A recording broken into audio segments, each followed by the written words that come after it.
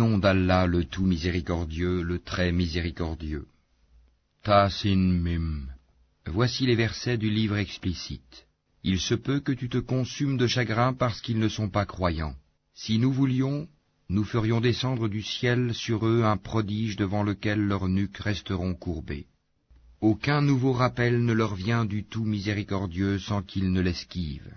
Et ils ont traité de mensonge tout ce qui leur vient du Seigneur, il leur viendra bientôt des nouvelles de ce dont ils se raillent. N'ont-ils pas observé la terre, combien nous y avons fait pousser de couples généreux de toutes sortes? Voilà bien là une preuve, et la plupart d'entre eux ne croient pas. Et ton Seigneur est en vérité, lui, le Tout-Puissant, le très miséricordieux. Et lorsque ton Seigneur appela Moïse, rends-toi auprès du peuple injuste, auprès du peuple de Pharaon, ne craindront-ils pas Allah? Il dit, Seigneur, je crains qu'il ne me traite de menteur, que ma poitrine ne se serre et que ma langue ne soit embarrassée. Mande donc à Aaron. Ils ont un crime à me reprocher, je crains donc qu'ils ne me tuent. Mais Allah lui dit, jamais, allez tous deux avec nos prodiges, nous resterons avec vous et nous écouterons. Rendez-vous donc tous deux auprès de Pharaon, puis dites, nous sommes les messagers du Seigneur de l'univers, pour que tu renvoies les enfants d'Israël avec nous. Ne t'avons-nous pas, dit Pharaon, élevé chez nous tout enfant, et n'as-tu pas demeuré parmi nous des années de ta vie? Puis tu as commis le méfait que tu as fait en dépit de toute reconnaissance. Je l'ai fait, dit Moïse, alors que j'étais encore du nombre des égarés. Je me suis donc enfui de vous quand j'ai eu peur de vous, puis mon Seigneur m'a donné la sagesse et m'a désigné parmi ses messagers. Est-ce là un bienfait de ta part que tu me rappelles avec reproche alors que tu as asservi les enfants d'Israël? Et qu'est-ce que le Seigneur de l'univers, dit Pharaon? Le Seigneur des cieux et de la terre et de ce qui existe entre eux, dit Moïse, si seulement vous pouviez en être convaincus. Pharaon dit à ceux qui l'entouraient, n'entendez-vous pas? Moïse continue, votre Seigneur est le Seigneur de vos plus anciens ancêtres. Vraiment, dit Pharaon, votre messager qui vous a été envoyé est un fou.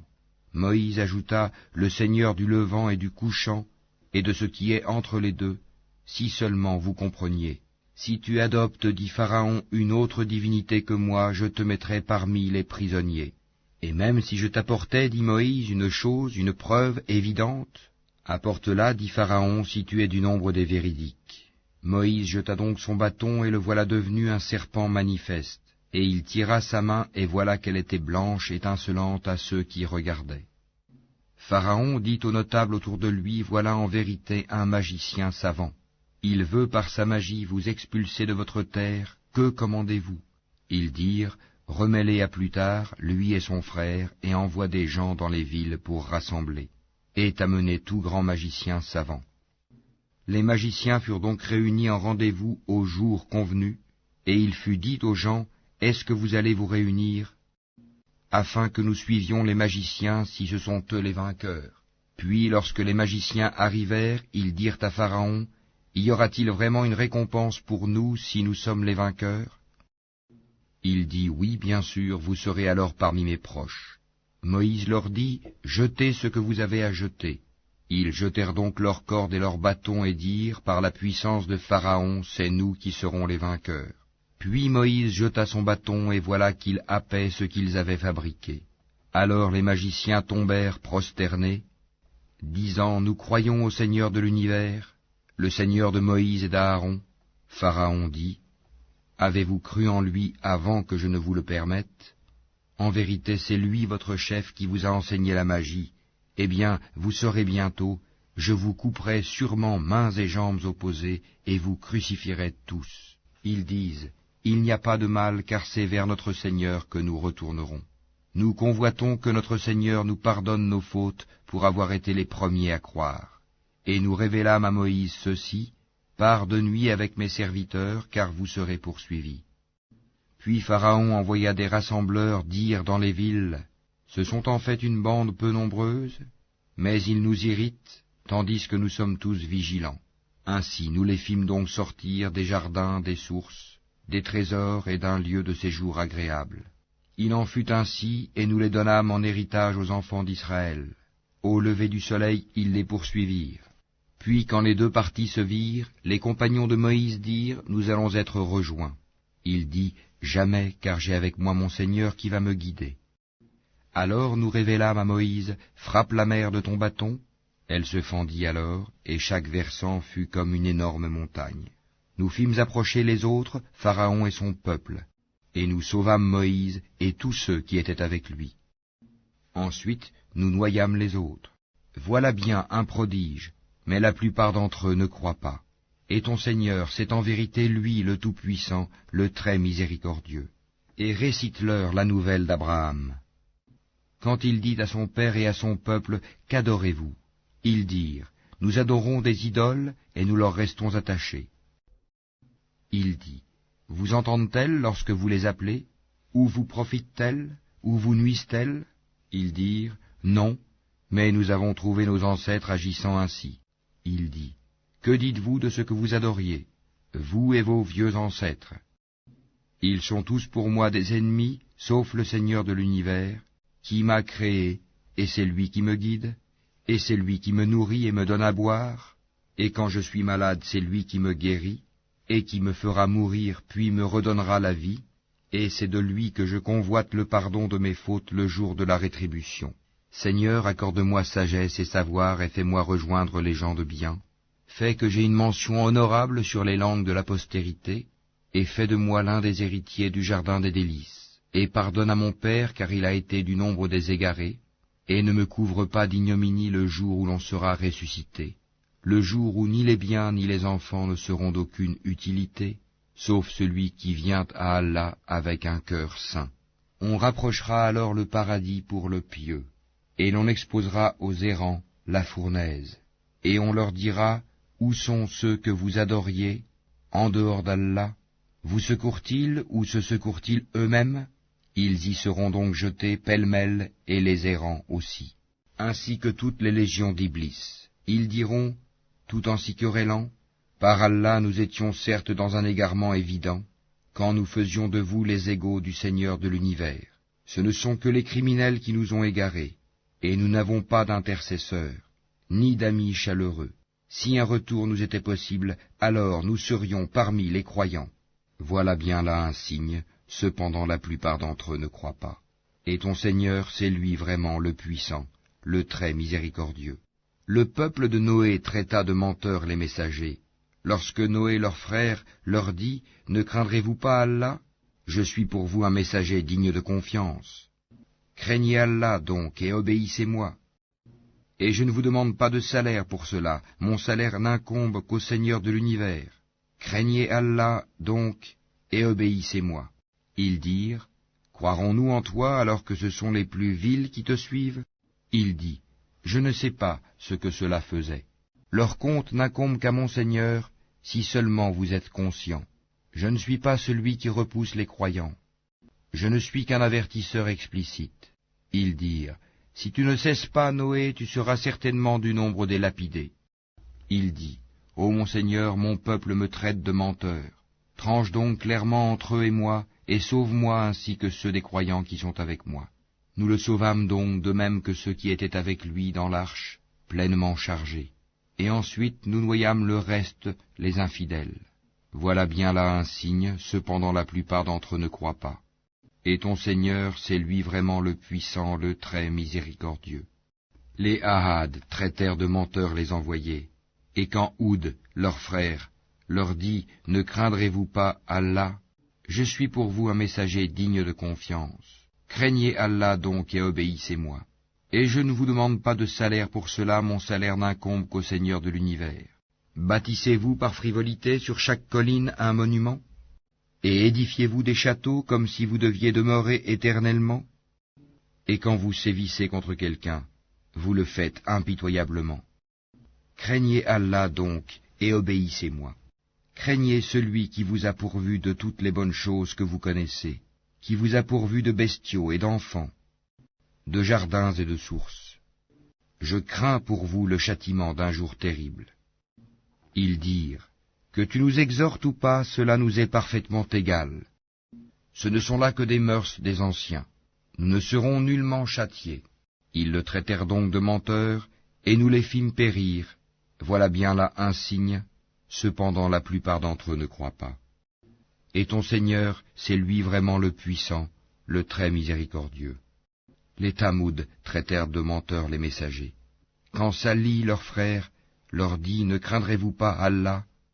Je suis pour vous un messager digne de confiance. Craignez Allah donc et obéissez-moi. Je ne vous demande pas de salaire pour cela, mon salaire n'incombe qu'au Seigneur de l'univers. Vous laissera-t-on en sécurité dans votre présente condition, au milieu de jardins, de sources, de cultures et de palmiers aux fruits digestes? Creusez-vous habilement des maisons dans les montagnes?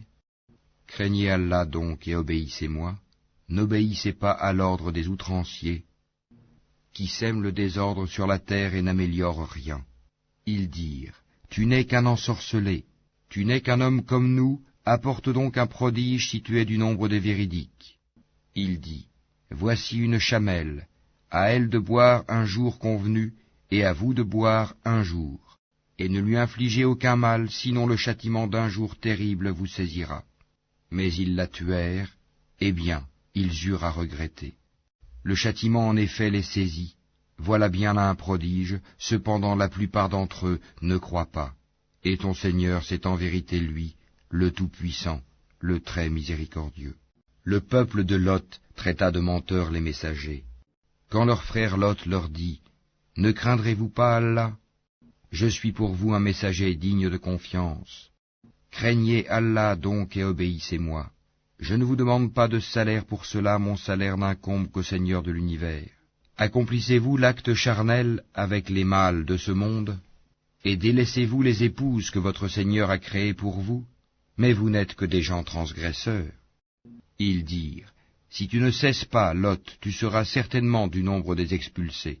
Il dit, je déteste vraiment ce que vous faites. Seigneur, sauve-moi ainsi que ma famille de ce qu'ils font. Nous le sauvâmes alors, lui et toute sa famille, sauf une vieille qui fut parmi les exterminés.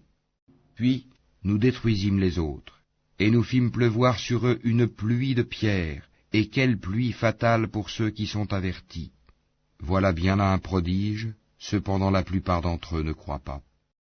Et ton Seigneur, c'est en vérité lui le Tout-Puissant, le très miséricordieux.